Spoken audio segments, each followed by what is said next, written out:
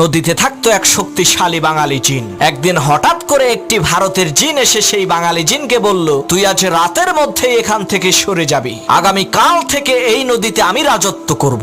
ভারতের জিনের এই ধমকি শুনে বাঙালি জিনটি একটি জেলের কাছে গিয়ে বলল, ভাই তুমি যে এই নদীতে মাছ ধরো, আজ পর্যন্ত আমি কি তোমাকে কোনো কষ্ট দিয়েছি? জেলে বলল, না তা তো দেন নাই। তখন সেই বাঙালি জিন বলল, তাহলে আজ রাতে তুমি আমাকে একটু সাহায্য করবা, আমি ভারতের এক জিনের সাথে লড়াই করব। তখন আমি তোমাকে ডাক দিয়ে বলবো, বড় ভাই আপনি আসেন। তুমি তখন বলবা, ওরে ধর আমি আসতেছি। জেলে বলল, ঠিক আছে। কথা অনুযায়ী রাতের বেলা বাঙালি জিন আর ভারতের জিনের মধ্যে তুমুল লড়াই শুরু হয়ে গেল।